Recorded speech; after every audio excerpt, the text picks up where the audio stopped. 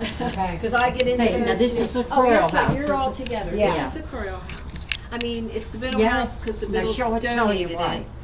When you gave a house to the village in the 1970s, you got your name on it. That was, give us a house, we'll put your name on it. So the Fungaroli house, the Fungarolis owned it in the 1960s and 70s. They were going to have it torn down, and they donated it because to get it off their property.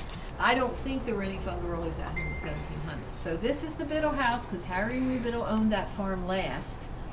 They bought it off of Nellie Biddle Fetter in that photograph.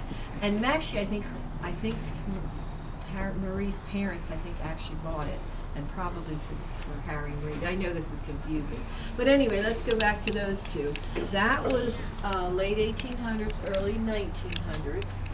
They were lived on the farm. His mother was Hetty Croyle. She married a Fetter, and he was their son, and he married a Biddle. And she's somehow related to Harry and Marie Biddle, who owned the farm last. And actually their grandson owns the farm now, and he's still farming it. So in some roundabout way, the Biddles were related to the Croyles through different marriages. I did not know that name. And No. and so really only two families have owned that farm forever, the Croyles and then the Biddles. Now, has this changed? This has changed. I This was was gonna from when you were here before, or from when it was when you No, were when I was here before. If you have a good memory, and somebody in here once, she said, there used to be walls in this house, I'm going, you're right. Now, they weren't old walls, but they should have been old walls. This was a wall here, solid wall, and there was a doorway with a door. Hello there, come on in, we're talking walls. And so, this was a German farmhouse, and a German floor plan was a hall, not a hall like we think of, but a hall, and this was a wall between the two fires, so this was your kitchen, Küche, German, something like that. I'm trying to learn one German word. Küche. And then you'd go out the door here, walk down that hall, and down where you guys are, you'd open a door in that opening and go into your sleeping living room. So in the German culture, all these rocks on the inside, that's your good thermal mass, your good German engineering. If you put all those rocks on the outside, you know you're going to freeze. And they're sharing a flue. The reason they come out at this angle is those two fires would share that one flue. And I can't have a fire on this side without having a good hot fire on that side because this smoke has to pull over and go up. Wow. Now, what we were told, this was all put here in the 1970s, it was tourist money, not history money. It was done by young guys, government manpower work program. You just have to hope for the best, you know. I wasn't in on the beginnings of it, but what I've always heard is Harry Biddle said, well, the old fireplaces are walled in. They were walled in, but they're still here. So when they took those walls down, this was supposedly intact behind walls. It's supposed to be the way it was. I know these young fellows could not invent this, and this is a frontier version of a German raised hearth. They would not have thought that up. So it had to be there. Now that iron plate is a reproduction. The old one must have been so gone or something. And so, you know, you go east. Where are you folks from? Up on the mountain, Wimber. Okay, over that way. If you head east to Lancaster area, this is the Ephrata Cloister, the Hans Herr House, the Landis Valley Farm Museum. They all have different versions of German raised hearths. So it was a place to get your cooking up, your soup kettle. This functions, that iron cook plate there, are you done? I'll put it down. Yeah, go ahead. Here, you can look at it if you want. That little part would be called your soup hearth, your German raised hearth. It was all German. Not that other cultures didn't have stuff similar, but, and you folks are welcome to look upstairs if you want. Are you just getting here? No, we're actually. Okay, good, because I didn't want to hold you up if you Did you want to see that? So when I get ambitious enough to have both fires going, which I probably could have this morning because I had a pretty good hot fire over there, but with this wind and me not being that ambitious today, I'm just still putting the house back together from the 1,100 people we had in here last night. Not in here, but in here. So I didn't tackle it. But I can then get this side going. And this would be, oh thanks, this would be your wintertime kitchen. This big set, yeah, you're welcome to look upstairs. This big settled German farmhouse. Now this is where we differ with Croyle genealogy, and I wasn't there, and I'm not, but according to neighbors and relatives, and according to what I've gathered, this was most likely the second house on the property. And I know Croyle genealogy says this was 1762, the first house on the property. That's my hickory stick. Their nieces are still living. Mary has a pizza shop over there on Route 30 East, and according to Mary and Shirley, when they, at the end of the Depression, they were down around Hagerstown, and grandmother, his mother, said, come home to the farm. And they lived in the older, smaller house. A neighbor out there, Fred Fluke, who was in one of the according to him, the first 5 farms all out Divert Road were all Croyle farms. They were all log houses, and I'm putting in the part where they probably all had something like this in them.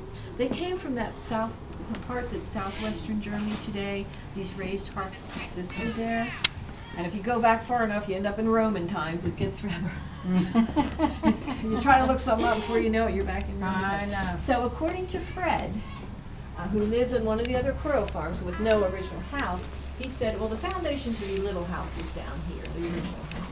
And I have actually read that in one of my books somewhere, that somebody said, I am pretty sure, but your genealogy, everybody says the same thing. No, it was the first house on the property. It says so.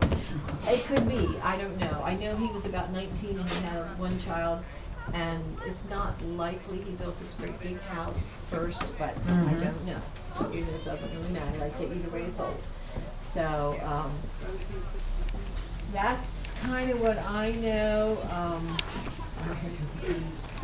And if you can find that book, In Search of the Truth, you might be. Sure. Are you all? You're all together. Yeah. right? Yeah, this whole family. So yeah, that's. I'm trying to think if there's anything else I was trying to think of. We did get over 2006. Harry Marie Biddle passed away. I think late 90s, early 2000s. The kids, they're 5 kids. They're in the Biddles now. They're 5 kids. I don't get into the Biddles too much because they don't go back very far. I think they were German. They were from out that way. And so the kids argued for a few years, and one of the grandsons wanted to farm it, and one of the kids didn't want anything to change. So finally they had auction. And we got to go over, and this, I got to see this before it was taken down. Now, this was built in 1840 something.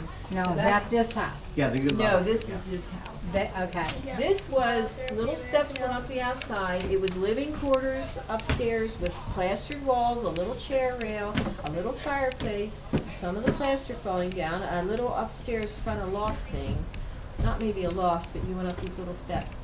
And there were brick under the plaster where the fireplace was. And underneath was a stone trough where you would put the milk cans before you had electricity. So basically, the spring ran through that trough Yes. under that living quarters, and the date on it, which I have the paper here somewhere. I took a picture of it, but what I can't remember now, was it a digital camera or was it film? But I did get this blown up. Here it says, don't paint. So when they painted that building, they didn't paint. It's really hard to see, but it was 1840, I think, 4, May 2nd. And I wrote on the back, Biddle Farm, October '06, spring house date, 1844-46, May 2nd. Check on this with the Biddles, but I never did get back to them. So that building was sold you that hold day. that up? Oh, sorry, which way? This way? Yeah. Well, if it, you can take it and lay it in the light better if you want, if it doesn't show up. I think it's showing. I have that same Oh, camera. wait. I have a Sad to question. say I don't use it that much Okay. because I'm like, Do We're just what, waiting. do you have anything in your pocket? I do. I'll show you in just a second. Oh, okay. Yeah, that's the one I usually get That's the everybody last back one. for. Yes, now I'm gonna reach down inside here. And I realized I put on my petticoat inside out today. Well, we were up till 11, then we talked till about 2 when we stayed overnight here.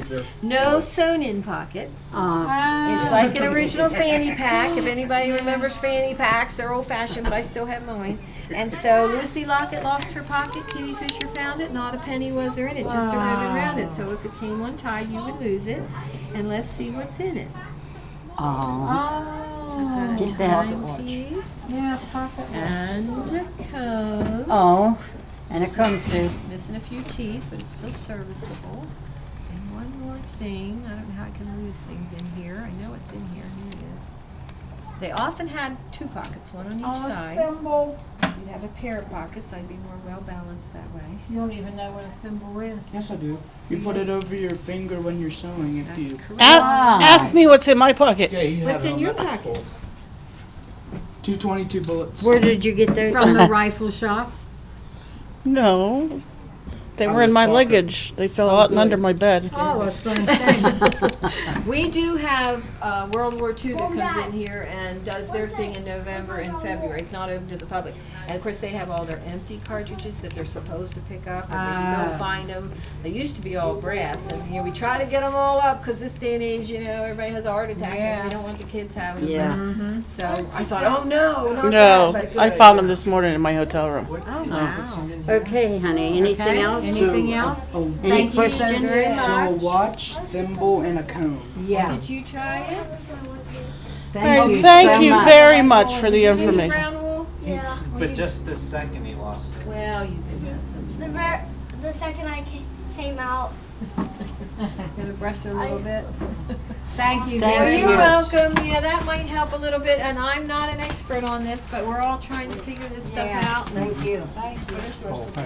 Sure. The sun's coming out again. How nice. Yeah, but temperature seems like it's dropping. Yeah, it is. When I was bothering myself. Honey, did you go with him to make that thing that you like? What thing that I like? That tin with the, No, you didn't go? no. It's right there, I honey. saw. Excuse me, honey. Sorry. Say, excuse me, though. Well, we walked into her. You found your crew. They just, never mind. I said I was a lost child.